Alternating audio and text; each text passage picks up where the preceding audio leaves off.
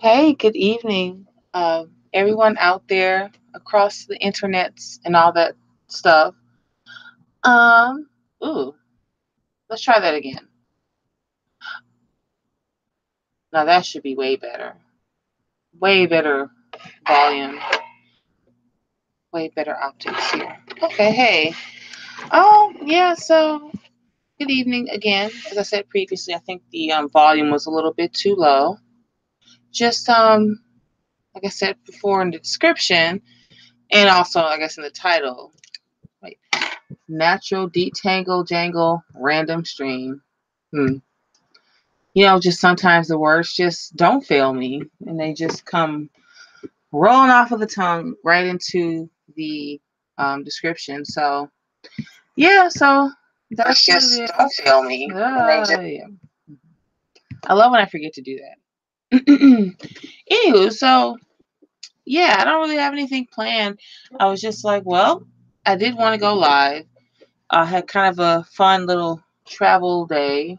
Went over across the border back into Cheesehead country to hang out with friends, coworkers, and do a little cookout, drink some beer in the yard kind of things. So I took the braids out yesterday, and um, well, it was actually a little bit more of a sustained process. So we started. My buddy really likes things to do with her hands.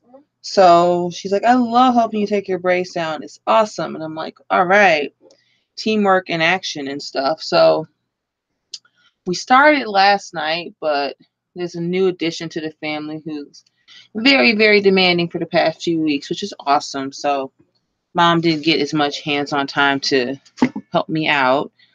So it's weird. They have cable, so what I ended up doing was oh, I guess I should have a precursor. I mean, I don't think even the microphone sound quality here is so far reaching and superb. If you hear a lot of plucking of hair fiber action and little clinks and that's such an accurate sound descriptor. I know. Just know that it's me, home, hands free, just getting some of the tangles out. Yeah, this is the tough part. So well, I didn't like I said, I didn't have a plan. I was gonna really go with the flow tonight. And, I guess here's the first thing I guess we can talk about. I think sometimes I'm seeing a lot of people who are kind of in some of the periphery that I am of making content here, and people just seem to get on and and really, I mean, I'm saying this in a very, I mean, I don't know how what I'm going to say that follows would be mistaken for anything like uh an insult or anything, or but blah blah, giving way too much of a preface. People are just making content hey, I'm going live, and then 2 or 3 hours later, maybe some people could just think, oh, we're not going to have any plans, we're just going to talk, and it seems like all these really great laid out things, and I don't know, the magic just seems to happen with a lot of people that I like who are making good live videos now. And yeah, so and I always, I mean, I feel like I want to give myself more weight to the randomness and as far as discussion and talking, but I don't always. And I don't know, this seemed like a really cool opportunity just to get on and do a stream like a lot more folks do, and just kind of literally go with the flow. So let me, what I'm gonna do. Let me see if I can discover this thing now. Links. Hmm, that's the video itself. How do I say? Hmm. Okay, I'm still here. Trying to see how do I put the link up, because I see people do this all the time. Invite people. Control C.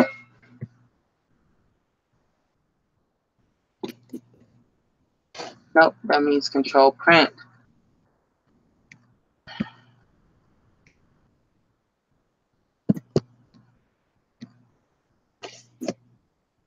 Hmm.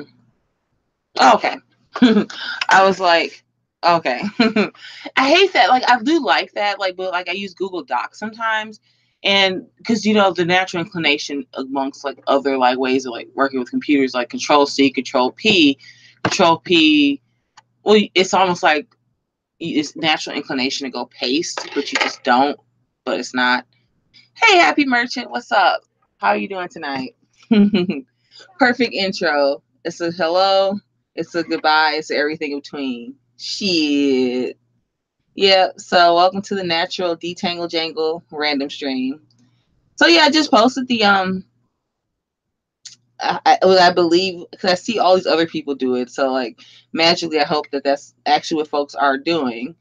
So that's the link if anybody wants to chat or whatever. Well, you're good. I'm glad you're good. Um, what's up? Is anybody like out tonight? I like admittedly got back from like our afternoon excursion, took a little nap, and then I'm up and doing some detangle jangle. It's like welcome to Electric Avenue where we detangle jangle. Oh my god, I just wrote a song. I'm not as musically inclined as I would like to be. So anybody wants to steal that and like, you can give me some props. That'd be really cool. But I understand if you don't. Welcome to okay. Why don't I just stop? I'll just stop right there with my like, I get like high on my own supply over here. Sometimes you can't tell. Here in my closet. Here in my closet, I can detangle my hair. I can talk to my YouTube friends. Okay.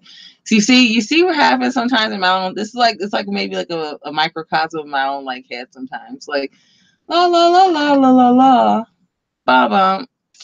Yep, that was way too long of a phrasing, but so yeah, like I guess I should maybe just say this in the chat because again, now we're not detangle jangling when I'm like taking breaks to like do all my dashboard going. So well yes, here I would say any subject happily taking suggestions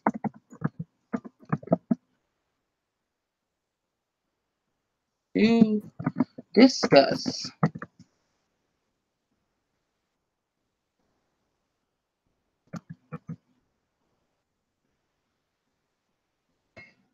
Will I be doing any more debates? I can. You know, I presume that you're referring to the Luke Ford Hotep Jesus thing. And I don't know if I think it's weird because like no, before the stream started, because there's like that kind of like waiting period. So I was just chatting with Luke about how it came about. Like I literally there's a video here that I made, like it was about a stream that he did with a guy he knew from wherever with some identity Europa types. And I made this like maybe I've only been doing YouTube videos for like a few months. And it was like, oh hey, I made it and I was like I think the title is like Base Blacks and Trump Hats. Um so he must have found it eventually like a month or so ago. And he's like, oh hey, I love to like, chat with you. And he's like, I think he said, would you like come on my channel or can I come on there? And I was like, well, I thought it'd be better served to make sure there was like on a I want to say I guess okay the term it would be neutral space or whatever, and especially just kind of the nice kind of like circle of people that kind of flow around the kind of like Luke's side of things seem pretty cool. So I'm like, hey, well, let's talk. So that was literally I didn't really intend for that to happen. He just happened to like find that video at the right time, and then when he did, I was like, well, sure. Why don't I like just ask Luke Ford if he'd be cool like having you on, So yeah, and there was someone else. I guess I won't mention the person just because like it's weird. Like it was another black guy who like makes videos, and it could have been something, but it kind of like fell flat or whatever, and it never happened. But yeah, I'm willing to talk to pretty much anyone. There might be some people I'd just be like, it's not worth my time or whatever. But I would say like that's probably not the case for 99.9% of people. So yeah, I share a few ideas to float out to a few folks and see where it goes. So Yeah. Hey, Babs, how's it going? How about the Luke Ford Womp Pack? Well, happy Morgan parentheses are egregious. My username literally means Iraqi Jew. The parentheses add extra Jewishness. It's like, you're eating a milkshake, but you got to put like extra milk, extra whipped cream on top. I wish there was like some other version of that for like black people. Like, that's, I guess maybe that's my like kind of regret. Like we didn't get, there was that weird period where like, I don't know who originally put it forward, but I think I came across it like a couple years ago on Daily Stormer. Like, you remember when they were calling like Jews Skypes, they calling blacks Googles? That's like the closest we got to some kind of like, famous like thing or whatever. But we didn't get any further than that. That'd have been really cool. Do a channel review or search of Uhuru. Oh, like that guy with the weird name, Uhuru dude. What was that guy? Holopsism. Flare, baby, flare. Yeah, that Skype thing is pretty cool. Who is Holopsism? I am from. If you're not mistaken, we're talking about that guy. What is his name? Kodak. I keep wanting to call him Kodak Black because he looks like that goofy little rapper dude with the Maggie Simpson hair, but it's not him.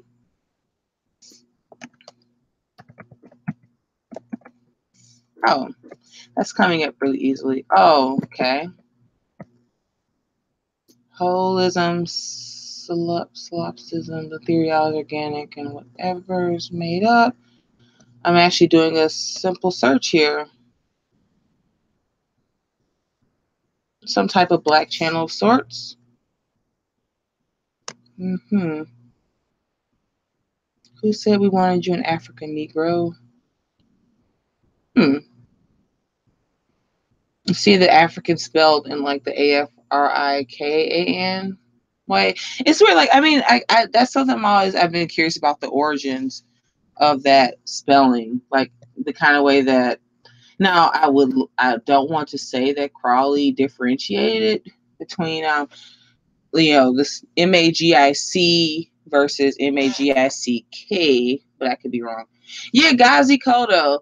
That guy is like freaking like yeah, you just don't really know what to think with that guy.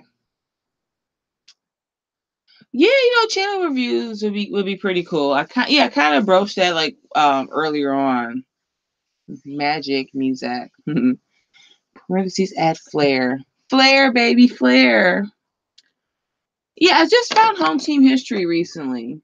And actually, I think, actually, Babs, you were the one who referenced previously From Nothing. I don't know if it was in the conversation, that we had or on another stream that came up, but I happened to look and he's got some interesting videos. That was, it was definitely a worthwhile look, So I would have to say yes, so I can at least check off on that list that I am now familiar with From Nothing. That shine is nuts. Yeah, to say the least. Yeah, to say the least. But you see, like, funnily enough, like, it's the same with Hotep Jesus. The same with a lot of these, like, weird freakazoid, like, and, I mean, it happens across the spectrum with black people. It's not a black man versus black woman thing, but, like, even so, like, it's off-putting in a lot of discussions because, like, there's just too much of this, like, goofy-ass, like, weirdness, and just like, let me just like be like really flagrantly weird, and like the white people's made out of like cotton candy, but we made out of melon, and like it's like weird goofy. It's all the thing that gets really grating about it, even when there could be some positivity. Like, okay, for instance, like From Nothing now, Babs, I might be a little bit off because this is maybe like a couple weeks ago. Like, he has a cool channel, like the work that I do, like 9 to 5, like allows me to like be able to like listen to videos and streams. Like, for instance, hey, shout out to you, like that stream that you just did, was it Friday or Thursday? It was like midday and it was so cool. And I was like, oh, nice. Like, it's weird because like the internet in my job is weird. So like I can't really ever get on my phone at work and like get in the stream or just say hey or give a thumbs up, but I can listen to it on my work computer through YouTube. So like so some of you guys, like I'll listen in midday, but I can't really like interact or do anything. But that was a really cool stream. So what was I saying for? So basically, like, yeah, I looked through other people's stuff and yeah, you're welcome. Like seriously, that was like really cool. Yeah, it was like crazy because it was like a super mega like midday like council of citizens like unite, and it was like, oh man, like who's all on there? Like was it like Claire, was it Eki? It's a bunch of people, and I was like, whoa. And it was weird. It was like about 2:00, and I was like, oh, perfect. Like, best way to beat the midday slump. And yeah, so what was I saying? Yeah, Goofy Shine. Yeah, like real goofy. Like, so this is where like even it's like you want to even when so like I think the goofiness of a lot of like weird shines is like you even when you want to have some positivity like that. Okay, the From Nothing. So I was basically again I like his videos a lot and I like what he's doing.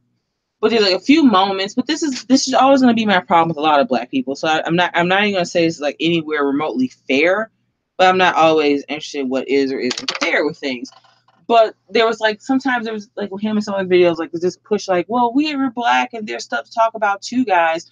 And I think the harder where I kind of sit with a lot of these discussions is I'm really just dealing with the world in a comparative sense. Like I like the retractable needle, I like the internal combustion engine, I like the microchip, and other people, including the broad racial family from which I come from, didn't create those things. It's like in a very weird comparison, like the dad who gives you like a Camaro or the dad who gives you a '98 Camry, like yeah, you both did these things and they're cool, but one thing is this, the other thing is the other, and it's not to sit here and harp on and beat the dad with the '98 Camry over the head, but it just is what it is. It do what it do, and I think sometimes there's just too much. It's like, well, look at these things, guys. And like, there's beats and there's like, drums and people like sang songs and there was some like compounds. And I just, sometimes it just feels like a pissing contest that I just get annoyed with. But yeah, I will forego the steam engine and automobile for trad Hebrew theocracy. That, yeah, and that's pretty awesome. Like, and I always feel like, is there anything like, I wish would we even have had, or could we get anything that close? But yeah. Yeah. So let me just grab it again if anyone's interested. I see we're up to Control C. I don't have to Control C it. I can just Control P it. Or it is Control V. Sorry. So dropping that again if anyone's interested. Like I'm quasi hands free. Yeah, go for it. I'm willing to let the wind blow. And I think this is like probably the success of like people like you and other folks who stream. Like, I always have this pressure. Like, I feel like I have to have something to say, and like I want to like. It's weird because I wander and go here and there and about, and I think there's, I don't want to say shame is the word, but like I always just kind of feel like, I can't just jump on and like random stream. I have to have like. Well, I think, I guess I'll admit that it's maybe a part of like a quasi-racial inferior complex to a degree. Like, I don't feel like I have the liberty to just be some dude just hop on and be like, rah, rah. Well, hell, I'll be like that. Like, I don't want to be like any of these weird ass shines, literally, who just like get on and just start verbal salad. But then I wonder, and this branch of other parts of my life where I'm like, well, are those, if you're just that sometimes a little hamstrung about like, I don't want to seem this way and I got to make sure I do things that way. Just being random. Talk about various communities and homes. Yeah, sure. So let me just see. Kodzo. Yeah, Kodzo Gazi. He was on Gavin McInnes' show once on like, was it the one he did with like Opie or Andy? God, that guy is weird. Like, and you just have to imagine that it's got to be a kind of a shtick. But see, there you go. Like, same with Hotep Jesus thing. And it's funny, like, the way he was really, like, shitty to Brundlefly in that discussion. It's like, yeah, man, like, so that's at the heart where, I keep telling people, like, when people ask about it, I was literally getting ready for an international flight, like within a few hours of that. And I didn't want to wait until after I got back. I thought there would be the interest there. And I really wanted to just strike while the iron was hot. But so I felt like I rambled a little bit, but that's the heart of it. When people just come out with like all this fake pro-blacky stuff, and it sounds reasonable enough, but then people from outside this race come ask you like, oh, well, why would you like this person? Because I know a lot of it's just hokey shit. And it's easy to put on a dashiki and talk random nonsense and just act crazy and just be a total goofy ass. But anywho, so most African American communities and so-called seem more anti-homo than Jewish ones. Yeah, the GQ, the gay question. The gay question. I'll just dig in. I think part of it is, funnily enough, like this comes up a bit. Like it's funny on my phone while I'm sitting here. So I'm on my laptop, obviously streaming with you lovely folks right now. But what I was doing was listening to, funnily enough, like Cynthia G and the Great Liberators, Amiri Brown. There's been this very interesting turn of the tide in some of the, like particularly like Black women like her who are running all these like, well, it's still very anti-white supremacy, the calling white people pigskins and all the same type of like hyperbabble goofiness. But what's happened is she and some of the people in her circle, particularly Black women, they're kind of moving towards where Black women like myself, well, like me particularly, have been for a long time. But then some of the other Black women I kind of move with, where they're just slowly moving to. And one discussion about the homosexual question is because it's these two things that don't really add up. So one theorem that is thrown out as, well, the kids are all gay now because the post, 1965 Great Society, Black women, for whatever reason, which has a lot more pieces than people care to admit, which are starting to come to light, raising kids in homes where the Black father is either fully not present, partially not present, 3/4 not present, half not present, whatever, on and so forth. But the homosexual question is, funnily enough, I was thinking about this. There's a comment that I saw on Stuff Black People Don't Like years ago. So I don't think I'd ever be able to find this. And I wish I would have printed it off because it was so interesting. One of the white commenters said he was from a southern town where Little Richard was from. And that means I have no way to cite this. It's like it's just a comment, but I found it interesting because it's just something that you just wouldn't necessarily post out of nowhere. He's like, yeah, my granddad grew up in the town that Little Richard was from. Little Richard got chased out of that town way back when. This would have probably been the 30s or the 40s because he was having like sexual relations with some young white guy. And I was like, oh, interesting. I don't know where to cite this, but just, sometimes you read comments online that, depending on the circumstance, you're like, oh, okay, whatever. Like, it just seems like something that has to have some bearing in truth, partially because it's just something so random to say. Who knows? But I'm just going to leave that there because I found that very telling. Also, James Baldwin, I'll probably share with you guys. I wrote this piece where I referenced James Baldwin, who I never really read. I only read him in college because of this white woman professor who, we had this English review of a lot of like literature, and there were some really great points that he made. And it's actually a paragraph. I should find that. I could read that to you guys. It's one of my favorite, it's like a real description. Like, I felt this way about my life so much, and I can totally share with you guys. Give me a second. I'll go look that up. But the homo question, the Black community, the way like Black people get so weird about it, I think, is because it's a lot of reasons. I'm just going to pick one out of the hat right now. One, due to genetics, due to human biodiversity, due to things that make us so much different than everyone else as people descended from sub-Saharan Africans, there's not a way, even where everyone else, Jewish, white, Asian, whatever, struggles with the how, where, when, remember in school they called the KWL, what you know, what you want to know, what you learn, how to take a subject and put into a societal context. When you're descended from a people that have a hard time already, just comparatively speaking to other groups, something like that whites and everyone else struggles with, and how to relate it to their own racial group, you really don't know what to do with it. But then add to the fact of being your year zero, being out of the continent of Africa, and then within the past 500 years interacting with the West, and then being kind of bounced into all their shit and how they're figuring it out. It's such an odd, crazy question, but we just don't have the coping skills to handle a subject like this, just because we don't, and we're in a Western society where we probably don't even belong and we should never been in. But here we are trying to manage through it, and so you get a lot of weird homosexual ways of dealing, things to deal with homosexuality that don't make a lot of sense, because sub-Saharan descendant Black people don't make a lot of sense in a Western context, and they can't figure out how to like do the basic things.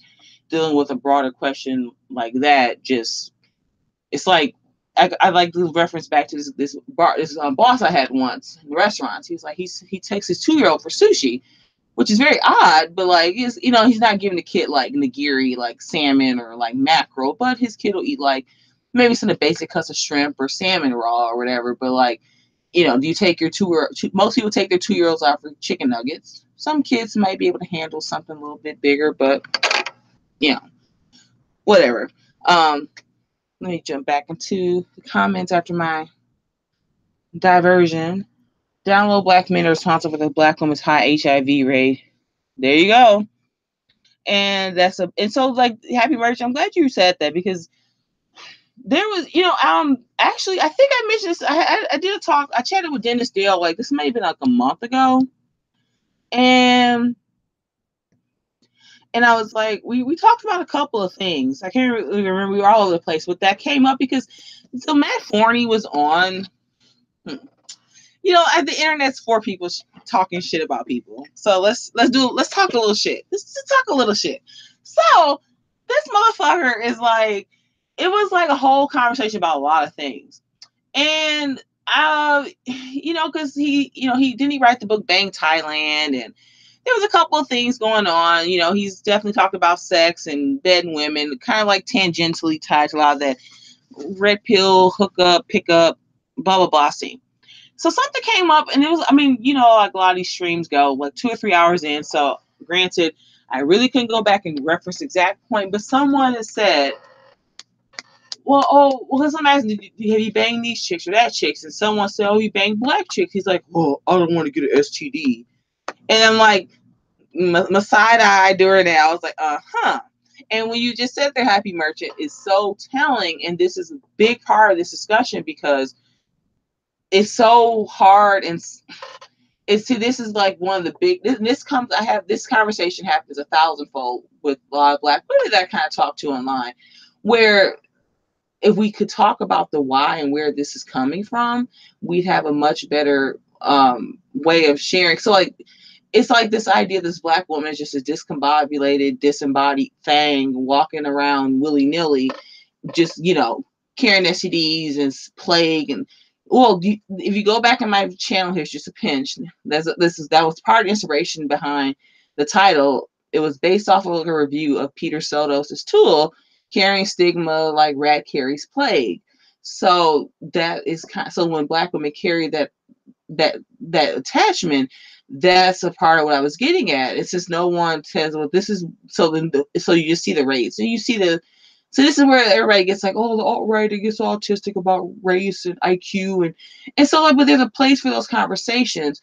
But with that specific instance alone, what Happy Merchant just mentioned, that's a part of where that's the danger, or can be the danger of like when you just get autistically about the stats that you're seeing, you're not addressing the why and the how that is happening and where it's coming from. And that's literally where the next thing comes from. Because for instance, this comes up quite a bit now. If Black women were walking around with a bunch of like mulatto babies on their hips, a bunch of babies by Jose and Chad and Patel and them, then we could be having much broader conversations about like, hey, Black sisters, y'all need to like watch shit, what you doing? But almost exclusively. So here's another like term is a world terms right here, baby. The race loyalty of Black women collectively, because you see who they sleep with and who they're having children with predominantly, and it's Black men. So it's like, well, where is this coming from? You saw Black women out mixing it up and basically having like a reading rainbow, sexual life, then, there could be something exclusively be said about her particularly. But when you see who she sleeps with, overwhelmingly, who she has children with, overwhelmingly, it's black men. And yeah, they want to beat that into like the ground. But that's an amazing point because people are forgetting that. But now don't quote me because this just started kind of getting floated around. It sounds like the fruits of the Black women's empowerment movement and Black women who've been saying a lot of things that are just really coming into the grand discussion lately is really panning out because you're seeing the rates go down. You see the teen pregnancy, but the funny thing is they saw that the teen pregnancy rates are going down. That's really only part of the story because the chicks are just having more kids. So like if we're counting the teens anywhere from like 13 to 19, you can see those going down. But that doesn't mean that what I started to see even coming out of high school myself in the early mid 2000s was like, they're the first kid around like 20, another kid around 22. And even, so like that's another thing too. So all the Black women have all these STDs. Let me finish that. Oh, because like with Matt Forney, now I was just thinking like, bro, and I think I told Dennis Dell, I'm like, look, it's so funny because I've seen like so many variations of this amongst a lot of these alt-right, dissident-right circles for years. Like I told him before, and I'll tell you guys all again, I'm not just some random chick. Like I've read pretty much everything from Stormfront to Daily Stormer to Amrin to Right Stuff Bits. I mean, the whole spectrum. So I'm not just some random den dude that just like stumbled in here like, what y'all talking about, White Willis? It's not that. So like I have a very large scope of understanding, and there's enough patterns I've seen, enough conversations I've seen happen repetitively. So I have a very good gauge of general impressions, opinions, and thoughts about the way y'all, and I'm just saying a broader white y'all, even though that definitely includes Jews and some of even the Asians who float in these scenes, So I have a very good gauge of what y'all be talking about and what y'all say. So just kind of backpedaling from that, I told Dennis this. I'm like, well, like when Matt Forney, funny thing I keep thinking when he said that, I'm like, well, oh, you know why I said that? Well, to Dennis, because Dennis has said something, because somebody in the comment stream was like, oh, I'm going to go approach 5 Black women tomorrow because Matt was like, oh, just go out and approach women and, like a lot of the pickup date women, get out there, red pill and blah, blah, blah. Was like, go out and meet chicks. And then he said that. And then Dennis, like 3-4 lines down, said like, oh, you better make sure you got your health insurance in line. And I was like, because I was like, well, I got a little ball to pick with you. Now, basically, he said, well, no, I didn't mean like that. Just what Happy Merchant said further right here in the comment section about the about Black women HIV rates. He's like, no, I just meant you were going to get like physically attacked. And I was like, okay. I mean, I'll be fair, like, and take him for, what he said, like that was why he said it, because that would have the same weight and be something else to say about that situation as well. That could definitely be a plausible reason why he said it, because that piece would fit into the discussion as well. So I have no reason to negate or doubt that. But obviously, from Happy Merchant's comment previously, you can see exactly where I went to first in terms of why he would have or may have said that. So yeah, and so from there I kind of branched like, it's so funny, like all these guys, oh, black women. Let me say this in a sequence.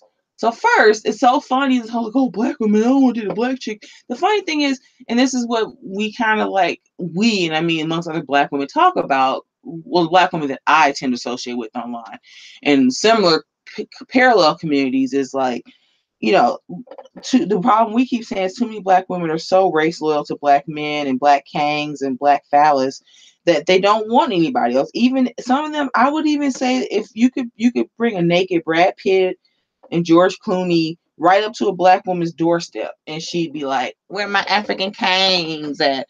And so it's such a detriment largely for black women to have this association attachment to black men in a sexual romantic sense that is not beneficial to them.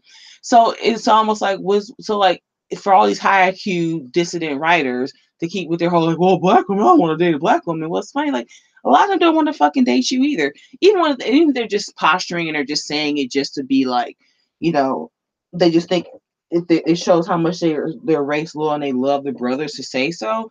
It's just the whole like, oh, I don't want a black woman. It just kind of like just a redundant thing to say. It's like you're just trying to be shitty towards like a group of women that, for better or for worse, because as I've come to learn, Black women collectively do ask for this kind of treatment from people, even though they don't think that they do, but we in a collective sense, not myself individually, I have to emphasize that just because of how shitty this is. Um, yeah, we just do sometimes ask for that kind of mistreatment and behavior because we show all this loyalty. We show that we don't, too many of us don't care about our outward appearance, or be it physically or how we comport ourselves amongst people. Um, yeah, so it's just kind of one of those things. I think I kind of ran out a little bit of steam there. So in closing, that was some that was some place to go. Let me take a sip of beer. Should I start shilling? Okay, let's chill a bit.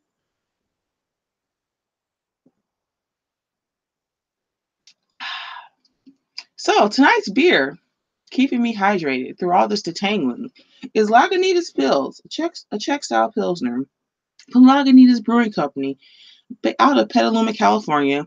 And they also have another sister plant in Chicago, Illinois, Lagunitas Pilsner. You know what? Is there something going to happen one day, or like they hear like people like us like referencing their corporate products, and then we start getting copyright flags because I don't want to be associated with these neo Nazis. Neo Nazis gotta drink beer too, my baby. That was a lot to take in. I know, like you see, this is why like again the link is there. Anyone, well, pretty much anyone just because like I noticed it when like that last time Babs and I kind of talked for a bit, but I was just like blah blah blah blah blah, and I realized like next day like you could, if you could just like copy paste in the description, you can like have someone like come in and like talk, because it keeps me like, because I'm a very polite person. I believe I'm relatively pretty polite, good old soft the earth Midwesterner. So like I like don't get so like on like my own literal plantation of thinking and thoughts, and because so many things I have to say kind of take me around and about. But when I'm like actually talking with another person, I'm very conscious to like give and take, you know. So yeah, so then I end up with so much outpouring that ends up being a lot to take in, that it just makes me seem like, but I'm still here. You're probably hearing a slight change. I'm opening the closet. I'm coming out of the closet, LOL. I'm going to turn the ceiling fan on. It's like pretty warm in here. So I'm not going anywhere. Hear the sounds of my voice. Okay, let me stop being creepy and turn the fan on. Just give me 1 second. Let's turn on the fan. Yeah. Oh, it was a hot night. Okay, much better. Fresh air. I know the closet. Maybe one day I'll get. Yeah, yeah, of course. It's weird because, like, you just. I was listening to part of the Luke stream today. Like, it was like Claire and everyone just saying, like, I feel like I've been doing this just recently. But I feel like it's been forever. But like, it's weird. Like okay, here's another tangential topic to kind of wander into. Like, I was thinking about this today. It seems like this is a kind of thought that I've had. Like, so I guess, especially considering all of you lovely folks or those of you who are here in the chat, like Babs and Happy Merchant, and I imagine like, so you're probably 2 of the 6 people that say they're watching right now. So we'll see who came from whence whomever came. But I was thinking about this, like, this is a thought that I've had that might be interesting. Invented. Let me make sure I ask the rest of your question. Maybe you're shy. Yeah, I mean, it's weird. I just kind of like, what happened? Like the first 2 videos you see on this channel, I woke. It was weird. It was like this. These 2. I had been thinking about having a channel for a long time. It actually happened like maybe 6 months, a year ago almost. And I thought about it. I was like, nah. And the weird thing is because the Hangouts function, I didn't understand how cool that was, and that it would be really easy to like. It's literally like easy as pie. Like, write something to say, hey, I'm gonna talk about this. Drop some links. Put in some like SEO filter things, and then Boom, go. And I didn't really understand that. And once I got it, I'm like, oh, okay. But before I did, then there were these two stories I saw, and all of a sudden I was like, God damn it, kids, I'm starting a channel. And I totally did. And it was these two weird stories. Like it was like it was so strange. They were like the same stories. Like this black guy, teen was going to prom and he didn't know how to tie a tie, and some white daddy cop shows up, put a tie on for him, and it's like some Facebooky Twitter story that like magatars like to share. Oh, cool. All right. This is our first time like saying, come on to my stream. Okay, so actually now I'll save oh yeah. Cynthia G. Okay. So Happy Merchant is strange. Like today, so a couple people said in Luke's Sphere, because Eke and Claire are both saying that they just really started doing this, but it feels like forever. But I don't know, it's once you start doing it. I think the hard thing is like there's like I bet everyone has it's like, oh well, such a talking about this and somebody came over there, and yeah, it is a little like it's a little daunting at first, because even it mentally still is like, even just saying this, talking to you guys right now, like I'm talking to you, but I'm like still here. But like I'm like, it's so weird to think that 6 people are listening to me talk right now in my closet.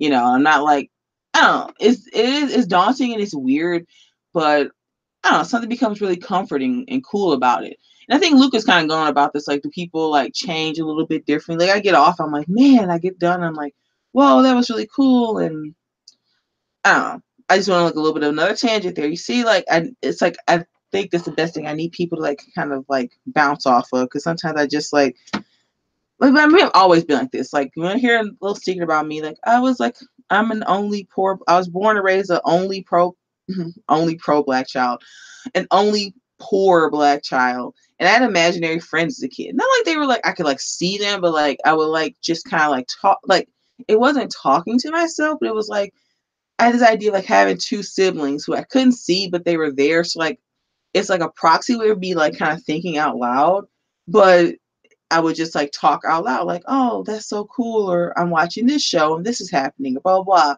So in a strange sense, like all these years now, like doing this is like in a weird way. Sometimes actually it's the first time I actually thought about it this way in the conceptual sense. I still think out loud, like in the morning, I'm like taking a shower, getting ready in the morning. I'm like, oh, I gotta do this today, and I gotta go get my oil change, and I gotta like listen to like a stream today, and ooh, somebody said they were going live. I should check that out. Or I'm gonna go pick up this new cool bottle of wine, or I'm gonna make a lasagna from scratch. Blah blah. It's like I talk out loud to myself in this weird way. It's like the only child imaginary friend thing kind of became this evolution towards I still think and talk out loud, not to anyone particular, to myself, just to kind of like hear myself and like bounce things off.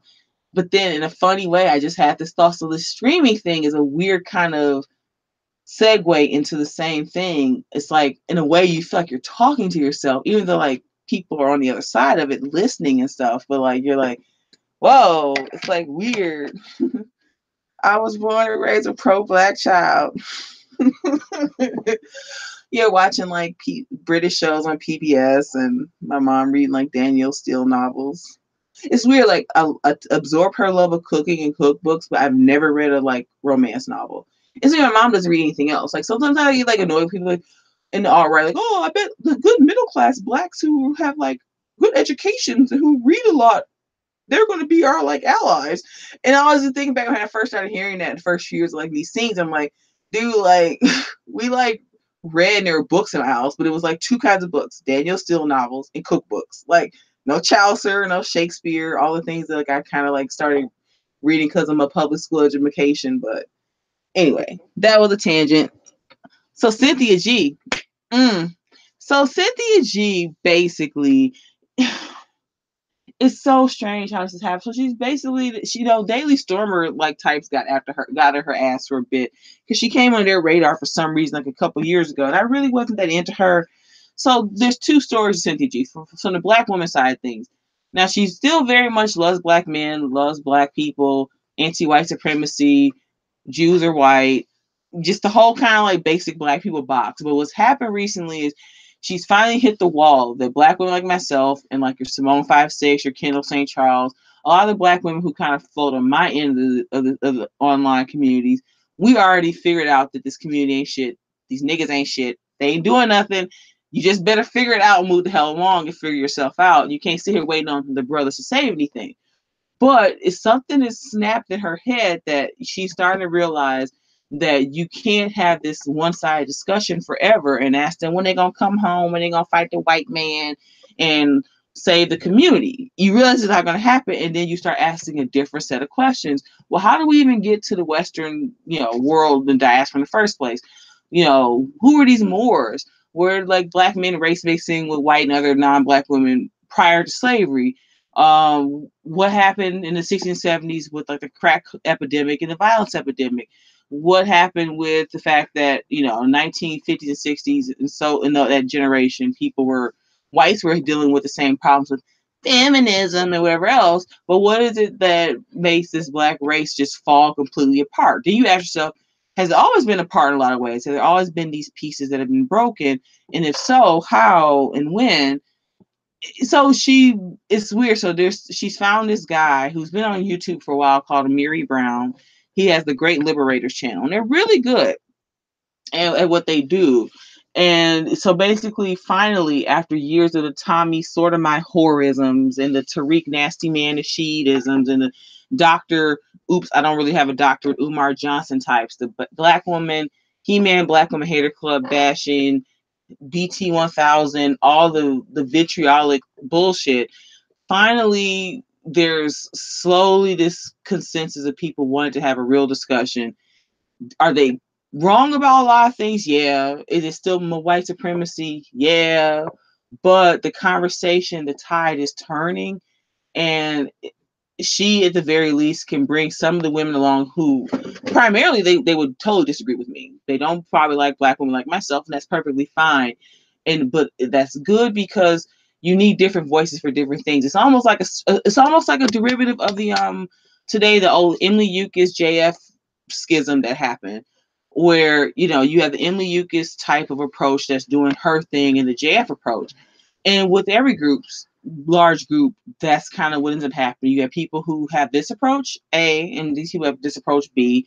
They don't necessarily mix together, and for one reason or another, they can't always play together. But what they both do independently while staying in their lanes works and has a potential to benefit the people who come into contact with their separate messages.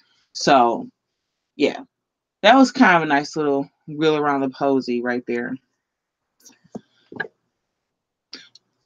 Yeah, to your own detriment. Yeah, sometimes to my own detriment. Yeah, the Moors weren't black, but there was that kind of racial admixture there. Like just basically, like from what I understand, like there's from the people coming into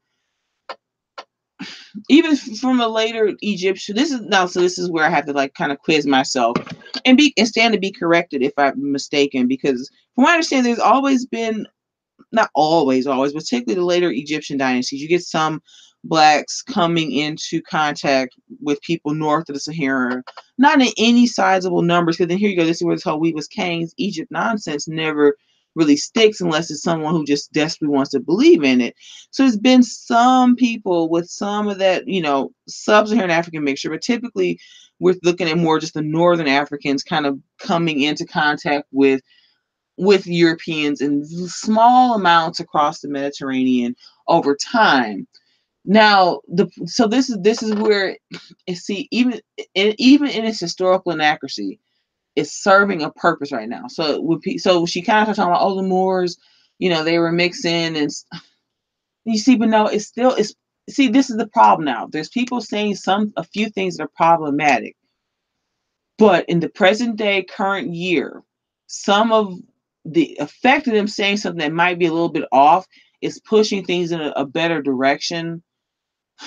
I can't. Yeah, I'm gonna go way too far on a tangent there. Someone should clue me in on a better framework of that historical period, and then it'll be better for me to share that in a separate context because I'm not drawing the best through line that I should be.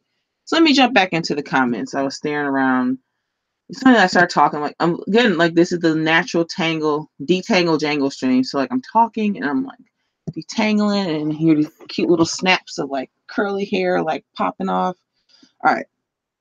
More term like Ajanib or Westerner are Saracen. Most are Afro-Asiatic. Majaribs. Yeah, they do babs. Okay. Do I have to read out? Let me read out loud to yourselves. But yeah. Let me just read quietly to myself. Okay, great. Come on in. Moors that were black were free slaves and mercenaries. Some, but they were Asiatic slaves and free slaves most. Yeah, so they're in this broad mixture. So when you leave, I think the reason why it's funny because Othello, even how it would have been a fictional play by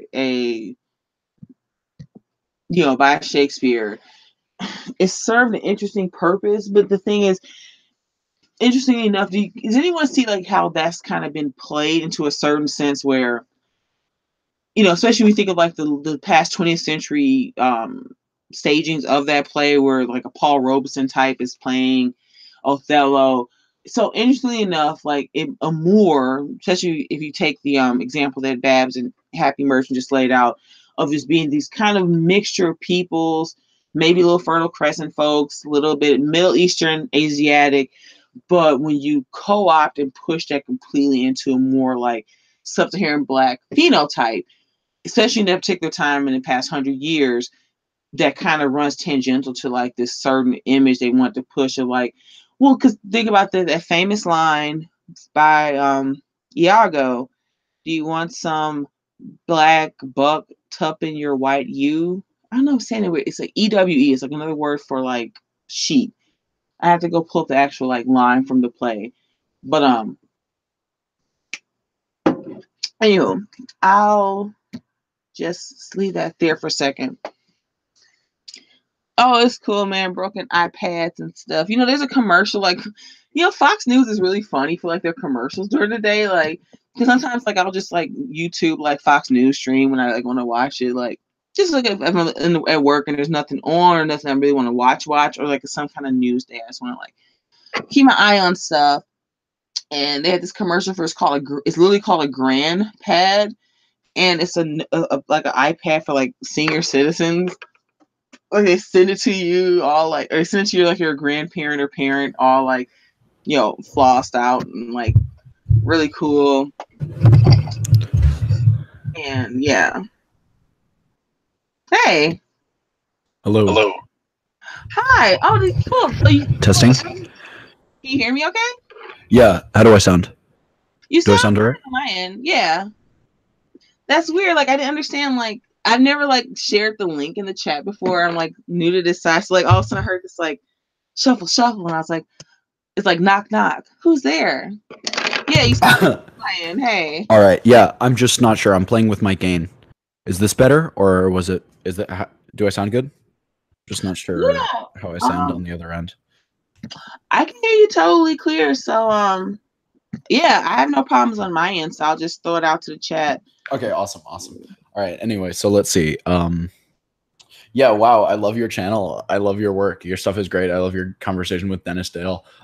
It's so good and interesting to hear your perspective because, I live in New York City, so I have a lot of friends from a lot of different groups, I guess, as it were. And so I guess I felt like, for a while, I felt like sort of, looking into the whole internet thing, like I experienced this stuff intimately, up until very recently, I deactivated my Facebook, but up until then, all the while when I've had a Facebook, I'm used to the kind of like the Afrocentric memes and that perspective and whatnot. But what I realize is that most of the people who I talk to regularly, who are actually close friends of mine, who are black, they're all men. So I never get the female perspective. And that's really interesting because I think that seeing your channel and hearing some of the stuff that you were talking about, it just totally shook up a lot of like my sort of preconceived notions as an outsider about what goes on the inside. Because I've been hearing the narrative entirely about what's been going on, I guess, from male perspectives. Not to sound like feminist, but you see what I'm saying, right? It's interesting. Oh, not at all. And I'm so glad you said that right out of the gate because interestingly enough, like that was part of the reason like I kind of felt like finally after like a lot of things, like I wanted to actually like just make videos and just talk and just kind of get out there because there's kind of this discussion that a good amount of Black women like myself end up having is like the code word for Black community is just code, or Black Lives Matter is kind of a code word, just basically Black men matter. And so much of discussion about Blackness, when you boil a lot of them down, really just mean Black men and Black women. And this is, and again, this is just definitely not to say that, because over time, I think a lot of us hit this wall where we realize a lot of Black women want it this way. They don't really want to say what they want to say about their experiences or who they are. Everything is supposed to be about the Black man, particularly in the West, his struggle against the evil white man. And so a lot of Black women's voices just aren't there, to their detriment. And then even where some of the upsettedness amongst us comes from, we watch our mothers and grandmothers who, a lot of things have happened in this race that would not have happened had there been more of a like outlook that included the sex of Black women, Black men, and Black children. Yeah, it's not like, and so like you said, the feminist thing, that's so messed up, because especially now in the world that we all inhabit, you know, being Black, white, Jewish, whatever you are. Orwell's daughter might have some valid points. I said Orwell's daughter might have some valid points, just in terms of. Oh my God, you know, so like. Yeah, I looked into that channel after you showed it to me, dude. She is, I love the way she speaks in her rhetoric. Oh, it's so funny. Like I could probably, I'm getting able to do a good impression of her. I do some pretty good impressions, so I'm gonna do an impression of her soon. But oh, you should go. Like, so what did you think? So I don't know how that. I think we must have been talking that one night, and I don't know why in the context I just had mentioned her.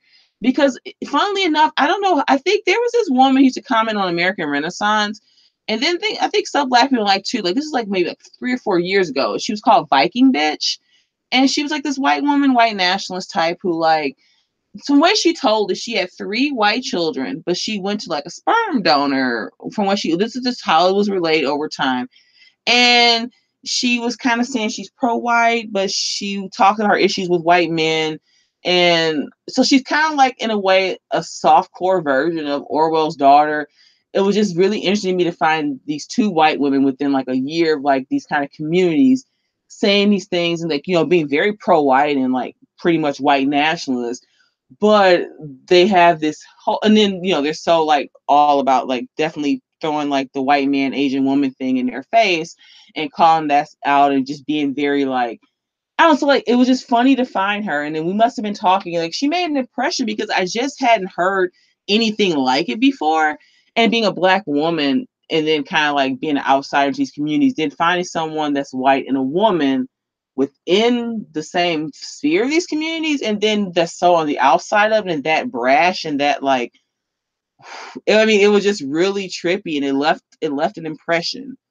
For better, for worse. Like, yeah, same. Orwell's daughter. Yeah, I'm not sure if I can do an impression of her voice, but I can do a rhetoric. It's like, I'm out here biking on my deck chair on the Titanic. You know, all the little lemmings are eating their lard pies at home. Meanwhile, I'm out here biking. Got to stay on their bike.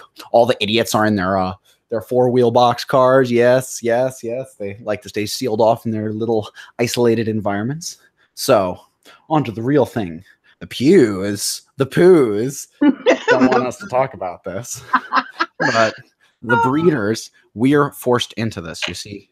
It's like, oh, she's an anti-natalist. Oh, dude, I love it. She's so smart. Actually, that was a terrible impression because I am not smart enough to do an impression of her or cogent enough. But she's literally, just her rhetoric is preposterous. But it's like, she is very intelligent. I can tell she's very intelligent. Like, it's not often that I'm like, oh, like you know, this random person on the internet is far more intelligent than I am. But with her, I can definitely tell that that's the case.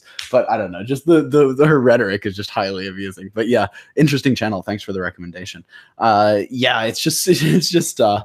And then your channel is also absolutely I think your channel is very interesting, but in a totally different way. See, for me, YouTube is it's kind of like I'm kind of an anthropology student at heart in a lot of ways. So it's kind of like a big like ethnography for me. You know what I mean? I get to see people's actual perspectives because the thing is, you're not going to get a good job of getting people's honest perspectives, talking to them in person, unless you talk on a very deep level and you know, get to a point of trusting with one another, et cetera, especially in a closed off environment like a big city like New York or London.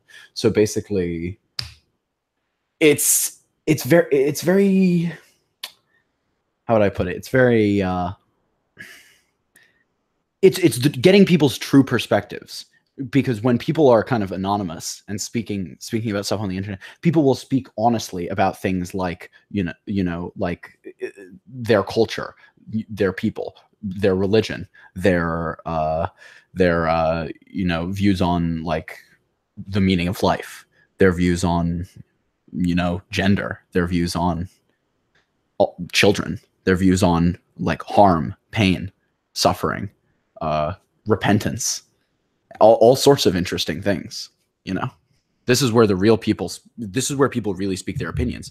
So it's like, you can find what you want here rather than or on some blog much more easily than just like looking in a place like a selected environment like it's much. I mean, you could just travel the world, but it's much easier to but it's much easier to because the internet is everywhere. It's much easier to if you're just walking around in a place like on the street of New York City or London, like you're just getting a selected type of person who ends up there, and they're probably also not being completely honest with you with their opinions because they're worried about being judged themselves. You know what I mean? So I think that it's just really, and that's kind of why I started here. Honestly, it's just because I wanted to speak freely about a lot of stuff that I felt like for a long time that I think could help my people. That's really just why I started. I just wanted to help my people, and I wanted to do it from a perspective that was radical, but I think that was needed.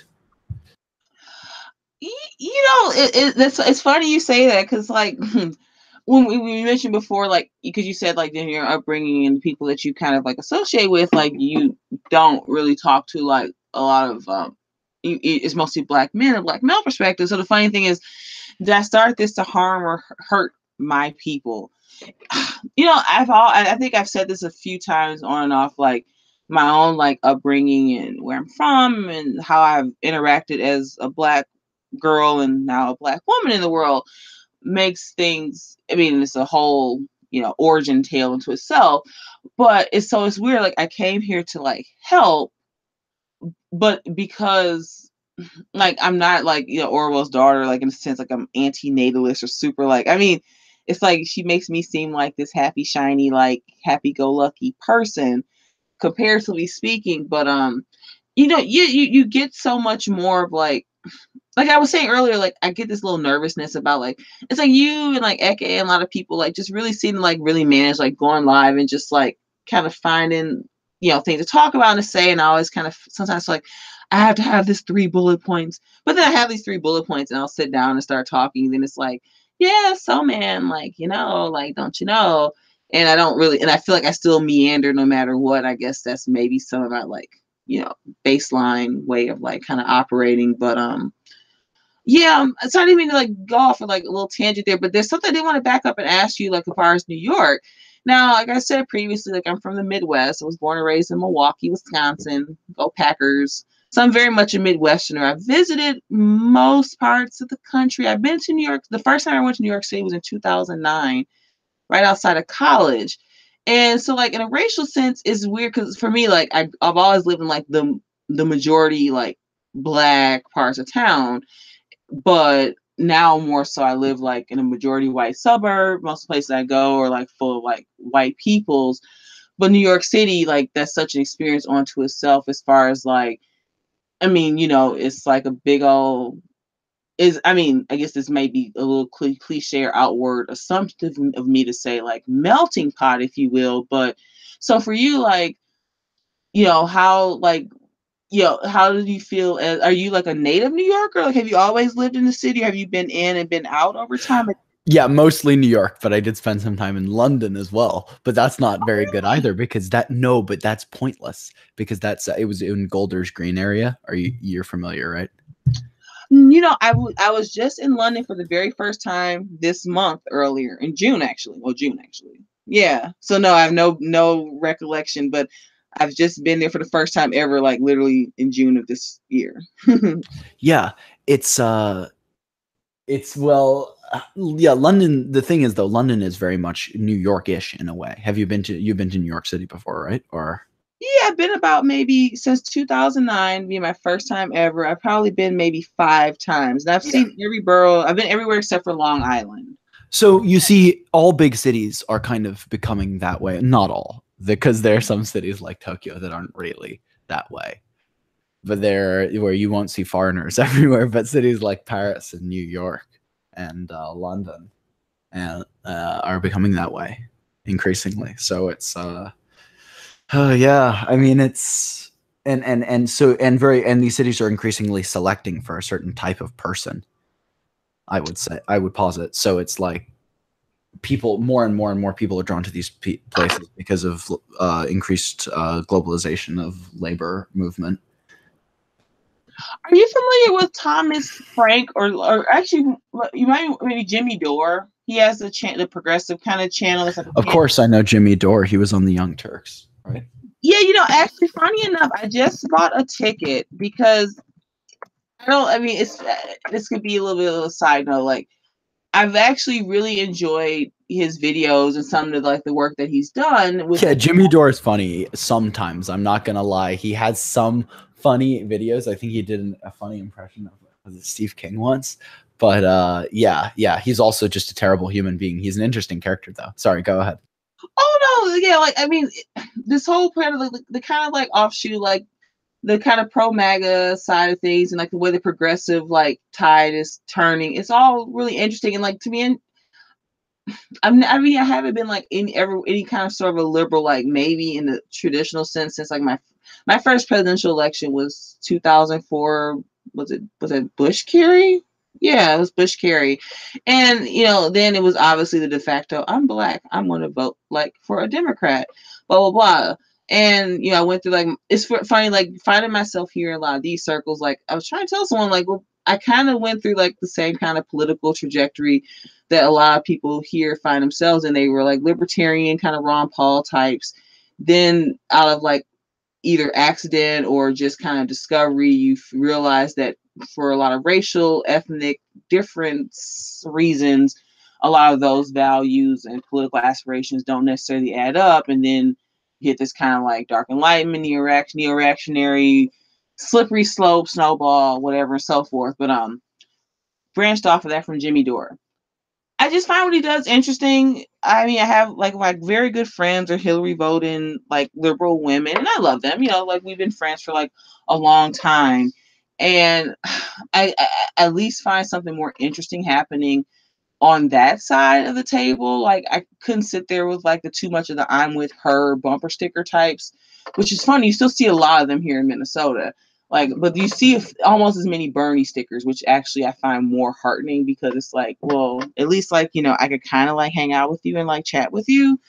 So anyway, when you said the certain cities are breeding for certain type of characteristics in people, and especially larger areas, I was listening to Thomas Frank, who he wrote the "What's the Matter with Kansas" book years ago, and I don't really remember what it was about. I remember it was really big. He's this big liberal type, but he's been very, very critical of the kind of Clinton era, the kind of 90s merger of the neoliberal globalized state.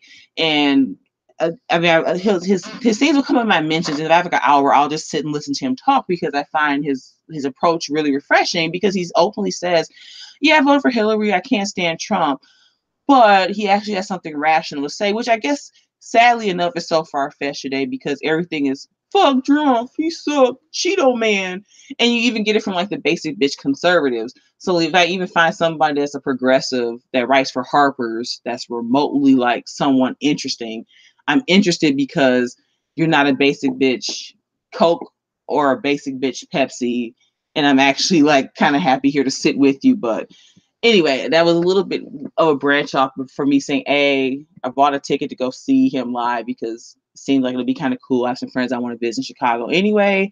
And then B, what you said about New York being not too much different from London, which I did notice in a very small sense when I was there this month. I only spent 2 days in the city proper, on the light rail. I mean, the light rail, on the tube, if you will. But I got that vibe even in 2 days from being there. And I'm really glad. New York is more interesting than London, that's for sure. Yeah. Really, because I hope it is. Because I mean, I didn't really. I mean, I guess I felt well, I guess you don't, if you're not there for like a whole week with someone like taking you to the coolest spots, man. I wasn't really sure because I would hope that that's the case because I don't know, something just told me though instinctively. I was like, I've only been in New York 5 times in my life, but something just tells me from being here for a little bit. I kind of like New York a little bit more. I don't know. I was thinking that.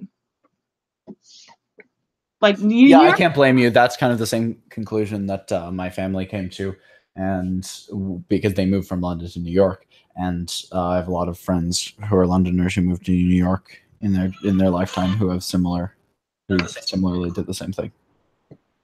Really, well, I don't know if you'd be interested in like it'd be fun to like bat some of my like of just a few little New York anecdotes that I have off of someone who lives there who might be familiar with some of these things. So like I said, this is my first New York story. I graduated from college, and this is part of my tortured weirdo black girl story. Like I went to college, I had a nervous breakdown. I left college for a year, but I didn't mean to leave college. I meant to just transfer back home and finish school there. Then something got goofed with the paperwork that didn't happen. I worked in a restaurant for like a year. Then I went back and I finished, and then I got my tax return like in May after graduating, and I'm like, I'm going to New York City, man. And I like did. So I bought a ticket and I stayed at the Vanderbilt YMCA by the UN. Do you know where that is? Like it's like Manhattan Yes. Yes. River. I worked for the YMCA in high school, and I was like, oh, that's Oh gonna be no way. yeah. I'm like, that's gonna be great, man. That's so funny. Yeah. The YMCA is still a thing. Yeah.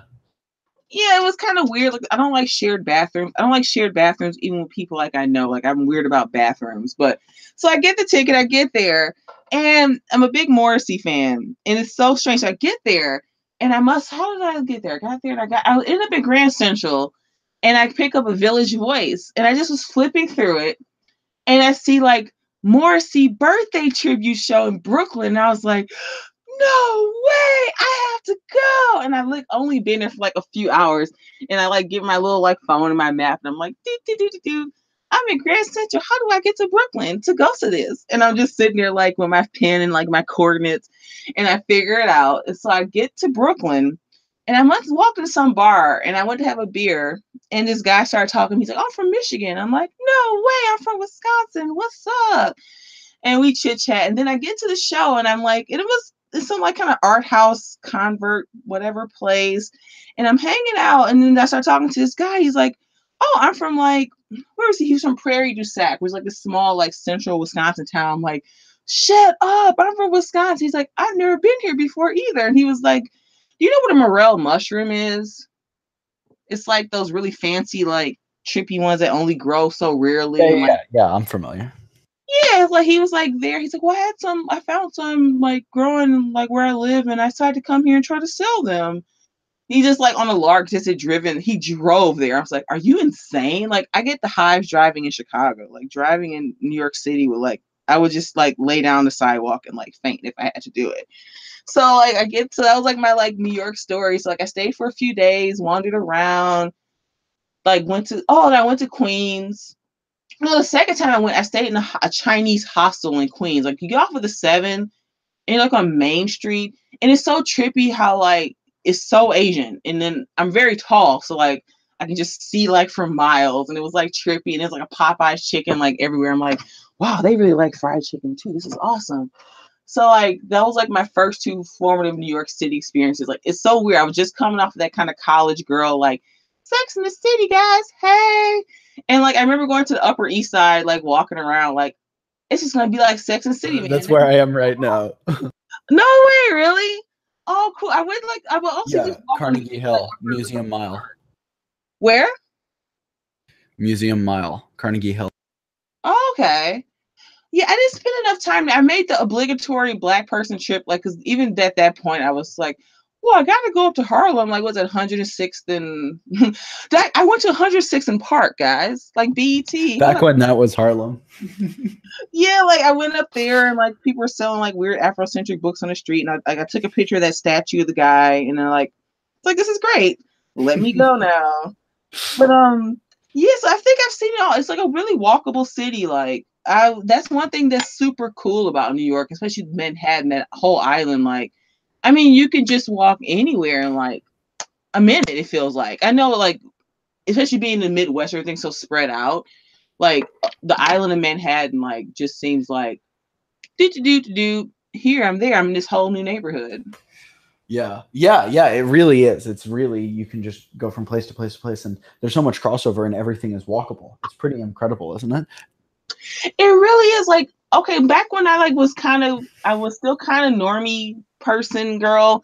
I was really into Red Eye from Fox News. So that year I dropped out of school, I discovered like Red Eye on Fox News, and like it was a really significant turning point. Like, here's this guy being kind of sort of subversive, and it's kind of trippy, and it's on Fox News at 2 a.m. And I had this like, second shift like service industry job.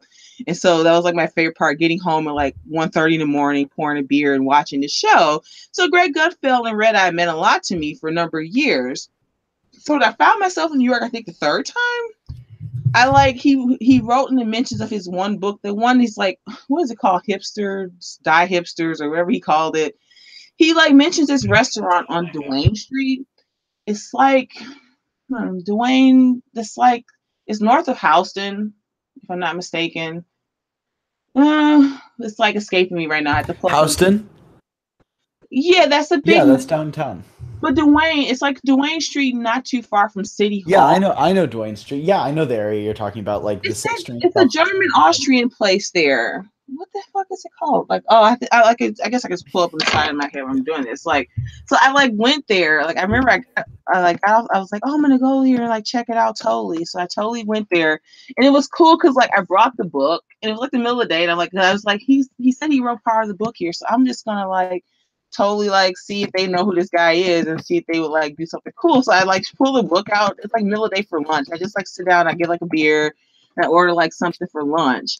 And and I pull out the book of Greg Guff. I'm like, hey, do you know like who this guy is? Like, oh yeah, he totally comes in here and like whatever. So she gave me like free dessert and coffee, and it was like really awesome. I'm like, oh, thanks. So I got free dessert and coffee for like, blowgons. I'm probably saying it really Midwesterny, like, and too high on the vowels. But yeah, this is the place. It's like, where is this? 139 Duane Street, New York, 113. Yeah, that's the place. And then there's a really cool bar. I think it's still there. It's called DBA. This is like, you know where the Tenement Museum is? Like a little bit west of there, I want to say. Of course, yeah. They took me on. I've been there lots of times. They took me there on like a few field trips for the school that I went to. Oh, there's a bar called DBA like up the street, and like I'm a big beer geek, so like usually like when I'm in any new city, like the past few years, like I just go on like beer. Oh yeah, I know exactly where this is. Okay, it's all the yeah. I've been okay, yeah. This is oh my god, that's so cool. Yeah, and it's like it's not too far of a walk, and like it's a nice little like train. Like, so you got the train, you can like wander around, but like yeah, I just remember being there because the Tenement Museum. Actually, I have a T-shirt still from like the beer. There's a beer place right across from that Tenement Museum right there. Yeah. Oh, what is it called? It's like a beer. It's like a beer like bar, but it's also like just like a store. So yeah, like that whole area is really interesting, and that's also right. That's just kind of a walk away from the beginning of Chinatown, and that sort of park area, like that's like it's like there's a new like I don't know if it's Park Avenue or what, but there's streets along the park, and then there's like kind of a project next to it, like some projects next to it. It's an interesting area, like it's a very interesting neighborhood because there are also like these like just a lot of these interesting little stores. Like a lot of like little head shops and bodegas, right? Like, is that the place? I think I know exactly where you're talking about. Yeah, it totally is. It's funny because that's the furthest south that I've been. Like when I first thought about going to New York, you have all these ideas like the childhood memories being from like Midwest flower country. My first initial impressions of New York are like Sesame Street as a kid, and I just think, oh, it's just gonna be like Big Bird's gonna be wandering around somewhere like. And then like college era Sex and the City, like it's just gonna be like Carrie Bradshaw walking down the street. So like, you have all these weird kind of impressions of New York that you subliminally don't realize that you have, but then you're there and it's like, oh, okay, this is like way different. And then you kind of like get into this kind of like nice little habit of discovery. And yeah. Well, I guess my last like It must be weird. It must be weird going to New York, like from the outside perspective. Yeah, it's kind of like when I went to California. Like I had all these preconceived notions, and then seeing it all, like the palm trees and whatnot. Oh, I know California is a trip, isn't it? Oh, absolutely. Yeah, it's weird. Yeah, and someone's asking in the chat about the Black Hebrew Israelites. I saw them in Times Square once before, waiting online for a Montes concert. Oh, really? No. Yeah, like they have their own like chapters a little bit across the way. Like yeah, it's like crazy. Milwaukee and Minneapolis too. How does that nonsense get taken seriously? By the way, something interesting. You know Brundlefly from the Luke Ford show? Yeah. You know that right now he's in a chat, a live like chat on a channel with like 1,300 subscribers and like 150 people watching. Brundlefly is talking about like his wife and like Jewish women, and there are all these guys, like black guys in the chat, talking and contrasting black women with Jewish women. It's absolutely hilarious and fascinating. No? Do you Is it on his channel? No. It's on the channel called like it's here. Well, here's the link to join. He posted the link to join, but look up. It's called Obsidian Radio or something. It's on Obsidian Radio. Really? You know Obsidian Radio? You know Obsidian Radio? It's like one of the tangential, like yo, we should hop into the chat together. We should hop into the in together. Yeah, seriously. I can down with that. Like Obsidian for real? Like yes, let's know each other. Yeah, like drop that link or I'm literally the link is here. The link is here. Oh, okay. Oh my gosh. While you're dropping it, my last New York anecdote. Delamina. All right, go for it. Yeah. I'm a big fan. All right, yeah, let's please wrap up this stream as you'd like to, and we can join whenever. Like, I didn't mean to interrupt. Oh, no. Like, yeah, I mean... And we can go back to your channel afterwards. I didn't mean to. I just thought that you would be interested in this, and it would be a good way for you to get your channel a little bit of attention for your perspective, because I think that you have an unheard perspective, and you articulate your views, quite eloquently and well. You do your views justice. So it's like, but anyway, please give the last anecdote. I'm curious. Oh, yeah. Well, basically, I mean, you being from New York, you must be familiar with Interpol, I'd imagine, right? Yes, of course. Yeah, like I've been a fan of Interpol like since high school, so like I've loved them for like forever and ever.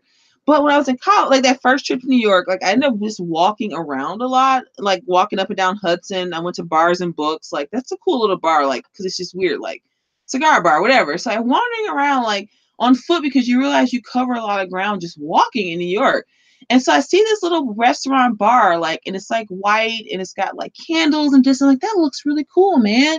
And I walk in and it's like I had a glass of wine and whatever. So then fast forward like 5 years ago.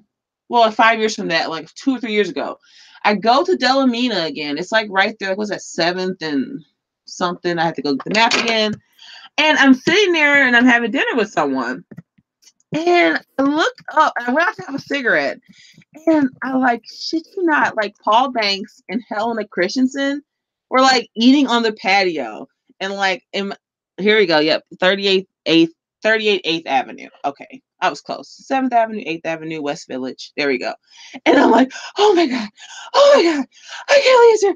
Ah! In my head, I'm just like, brain's like racing because, like, I mean, I've loved Interpol for years. Paul Banks is one of my favorite songwriters, whatever. And like, I remember people saying like, it's New York. You don't like act like a flyover country freak and like be weird. So I didn't say anything. I just had my cigarette, went back inside, like.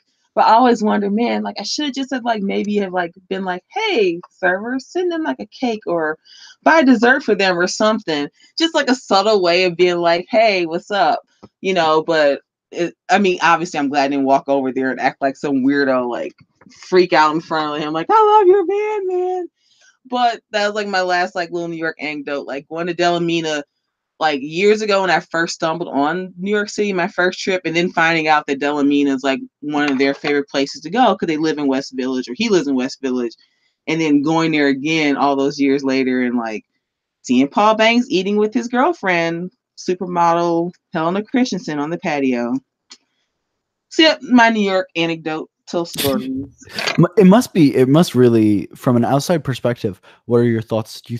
What are your thoughts on the lives of New Yorkers?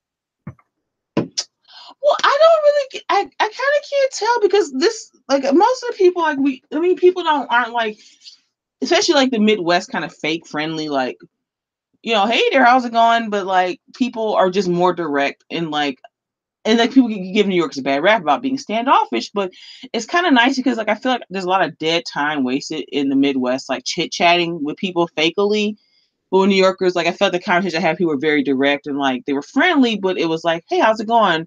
There's not this need to kind of carry the dead air and carry like conversations with people forever that I really liked and admired. But yeah, I didn't spend a lot of time doing too much engagement with people.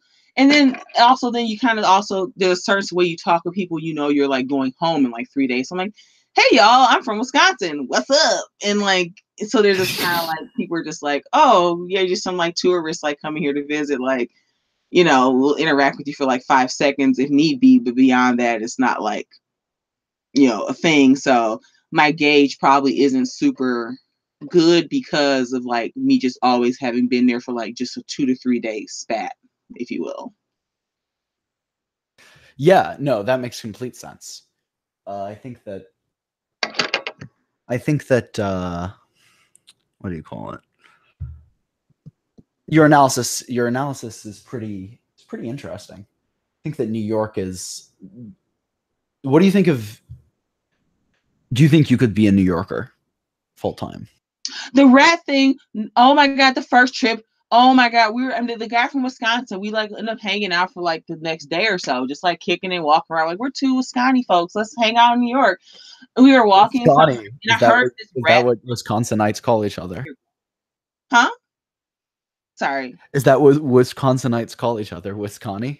Yeah, sometimes like somebody like, oh, I'm a Scotty girl. These T-shirts, like, you mean I don't know if they have the same thing in New York, probably not, but like especially here in the Midwest, every state kind of now has this thing where like they have like these kind of like hipster-ish shirts, like it's just the state outline, or you're getting like a lot of like young like 20, 30 something city types getting an outline tattoo of their state. So you get these catchy shirts like Scotty girl or Minnesotan nice, and like these little like whatever things, so like that Scotty thing. I don't know if that's something that's been forever or did some like branding company just come up with it like a year or two ago to start selling shirts and, you know, to people who like drink craft beer and like grow out like neck beards.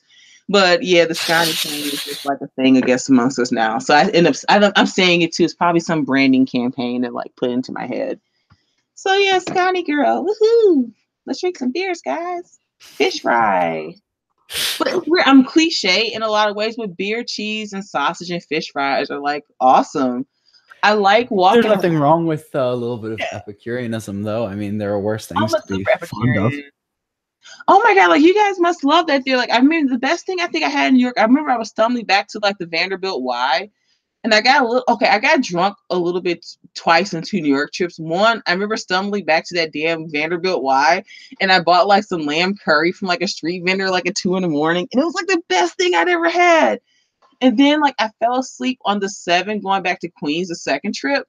And I woke up and this Korean guy had his arm around me. He's like, hey, how's it going? Like I just nodded off on the train. I'm like, what are you doing? You're in New York. But like, I guess the story is like, you know, after Giuliani, like, you know, cleansing the filth, like, you know, even a Midwesterner goofy ass like myself can just wander around here like I don't have any fucking event to be totally fine. So I'm like, I'm fine. Giuliani did his job. I could just be some hayseed and just act a total fucking fool and have fun here. But like, I have a dash. You have to go here. It's called Kettle of Fish. It's on Christopher Street.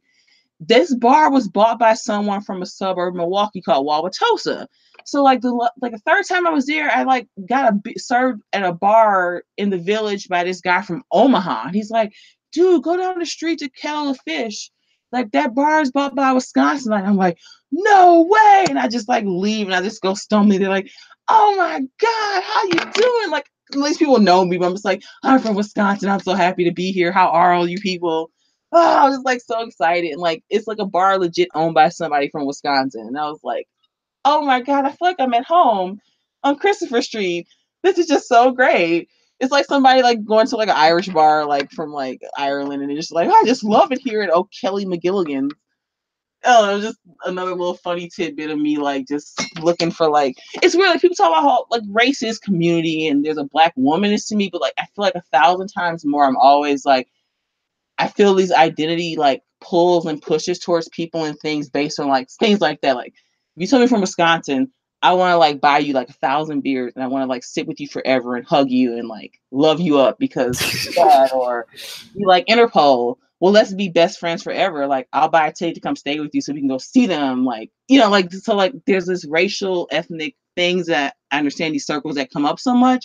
But a lot of times like these little like weird ass stories I'm telling you are like more like that's as much as like you hear on my channel that I talk about Black woman-ness, 1,000 times more like these are things that make me more feel like even when I don't have anything to really connect it to, like these are things that are like me.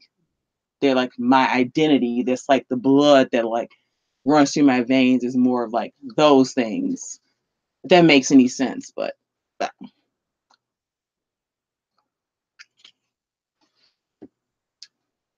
I think that it's interesting. I think that there are always a minority of people who are, I don't know, who are sort of driven by, like, have you looked much into the philosophy of, I don't know, like, what are your thoughts on the idea of like cosmopolitanism, for instance? Like, do you think that there's any validity to the concept? Like, I do. Because I think that there's always a small subset of people who are kind of like, I guess, just cut out for that. And, you know, maybe people who are meant to sort of travel and explore and live in port cities and maybe are kind of disconnected fundamentally a little bit from their people. And maybe that's not necessarily a bad thing. It's simply that is always going to be a minority of people, sort of. You see what I mean? Sort of this small Totally. kind of yeah. But the problem is when that is kind of forced upon everyone.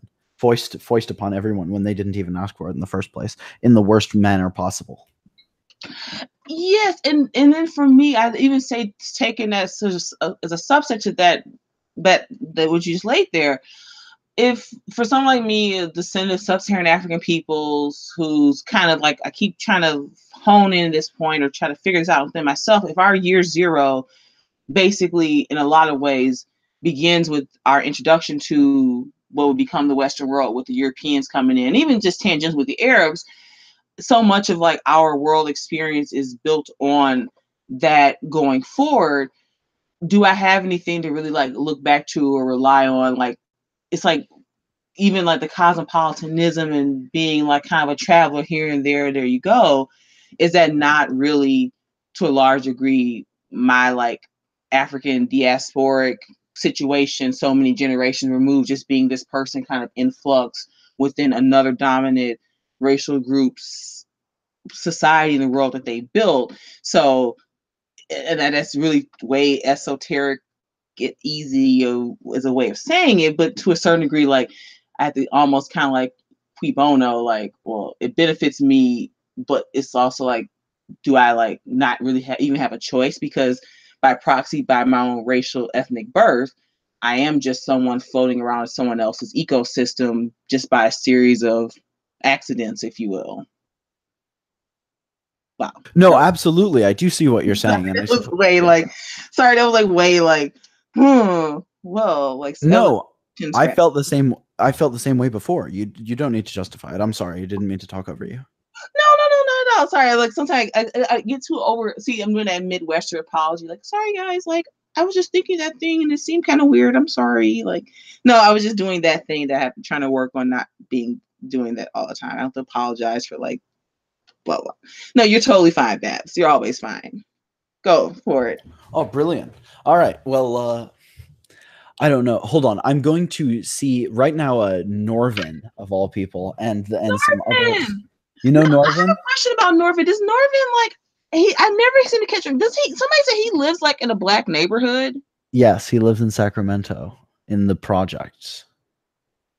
Sacramento. Oh, he's West Coast. Okay. Yeah, so people like somebody every once in a while somebody feels like on the comment like, oh, you should talk to Norvin. Like it is kind of implication like, you know, Norvin's gonna like, you know, try to put me in the oven or something or whatever. Like he's like, no, like I think, yeah, like where is he? Is he like in that Obsidian stream? Yeah. Yeah, he is. Right now they're I know Obsidian. Sorry? How does Brundlefly know Obsidian? Or do like No, he just got on tonight. Yeah, there's room for one more person. That's the thing. I think that I want you to go in there, quite honestly. But you know what happened? Yeah. Is this the free marketplace of love? Yes. No. Oh, I totally see his like his Abby. Yo, we should watch it from here if that's possible. You know, but like, I did this yesterday because someone, but you know what it told me? Someone you blocked is a moderator here. Oh, because you know what? I blocked that big Jix guy once because he was like he got all weirdo like to me and some other people on somebody else's channel before I even started like streaming. So I could jump in, but he might kick me out immediately. So he's here talking about his like Jewish wife.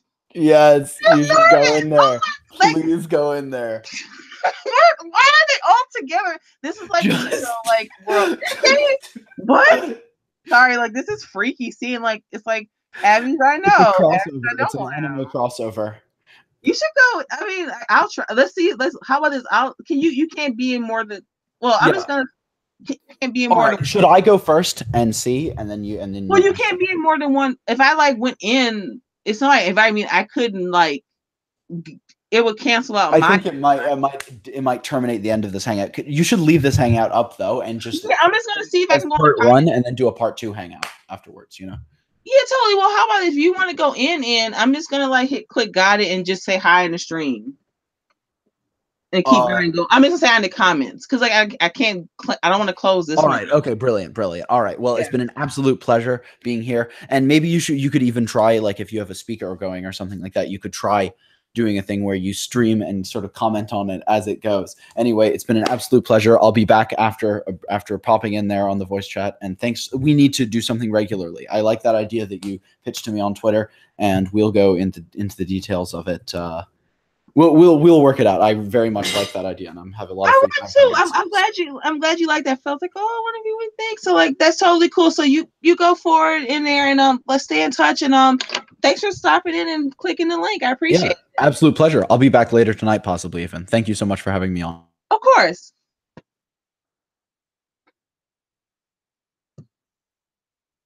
Oh my gosh, really? This is like Jesus, it's like some weird synthesis. Like it's like the Borg, or I don't know. I'm trying to think all those like goofy ass analogies that like happen. Like y'all, like here, how about we just screen share? Let's screen share this baby, because sorry, I'm like laughing like a freak, but it's just weird. Like I was just like listening to Luke 4. It was perfect. So like. Again, returning to the original description of this stream, I was like, so I woke up at my buddy's house. We started taking down my braids. You guys want to see box braids here? Let's just give you an idea what we're doing. This was we'll go into this, baby. I need something else to look at for a second before I like He-Man, Black Woman Hater, Freakazoids. So, nope, I don't, that's not my picture. Dope braids. Yeah, so imagine taking this down for like it takes about 3 hours. What? Where'd Amazon picture? Whatever. We're just staying Google Images. So this was the project. Taking the scissors and cutting the hair about here, because my actual new growth in hair is about there. So just taking the scissors, chop, and then just detangling with like something like some kind of edge into infinity. So that was the first half. Then once all the braids are out, then you have to detangle, because you think about your hair's like been wrapped in this kind of like little wrappity wrap pattern for like most box braid styles like this. You get like maybe 2 months, maybe 3 if you really want to push it. And so that was been my day, been my calm. And now we're in like detangling. Oh, can we take us off mute? So y'all, I guess my stream now becomes us listening and watching this and me diverting to other things. So do what you want. Let's see what's going on. I can't speak to the travels of other men's tendencies. Why did he go there? So the thing is, with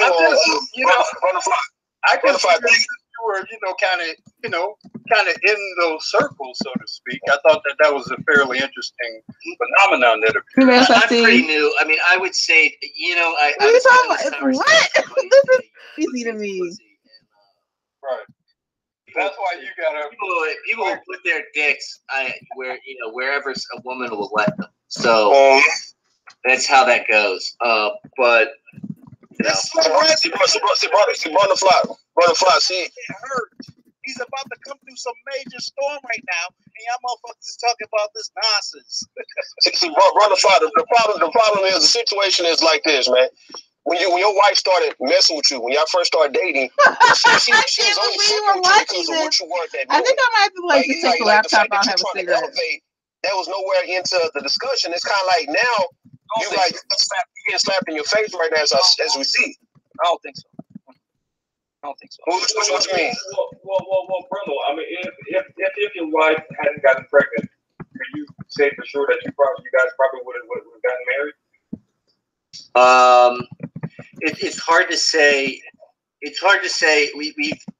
Look. It's been a little bit of a rough ride. I mean, if you consider, okay, let me put it this way. I got her pregnant 2 months after start dating her, right? So our first year, we weren't even together a whole year by the time the baby showed up. So you introduce a lot of stress, the stress of an infant, into a relationship that has had no opportunity to flesh out its own interpersonal dynamic. On top of the fact that even within that first year, she spent 9 months of it as a pregnant woman. So okay, this is weird. This whole now, you pretty much found every conceivable. I want y'all to know I'm also here. Yes.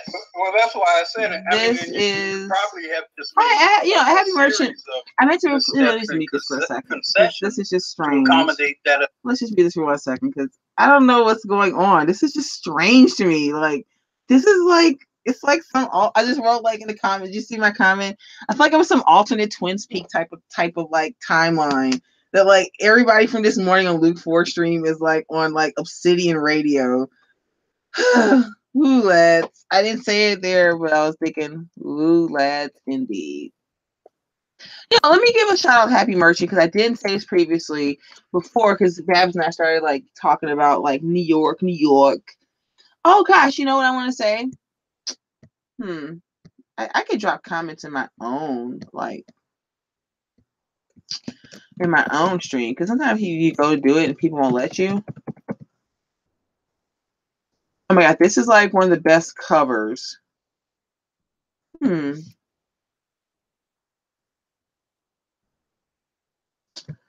Oh, maybe it's not New York. It's New York. Yep, there we go. I had to sing it to myself for a second. Yeah. I'll just put the link because this is such a cool song. I'm a big Cat Power fan, so actually, I think maybe I'll announce this later. Maybe I'll kind of people are just gonna think I'm a fed or something anyway. But I'm legit. I mean some of you guys should consider, anybody who's in the general Midwest area. I'm planning on going to a music festival, and it's a big public space. So we don't have to all feel whatever. I should leave this for Babs later. This is my tribute to New York. Yeah. Just thinking this in my head now.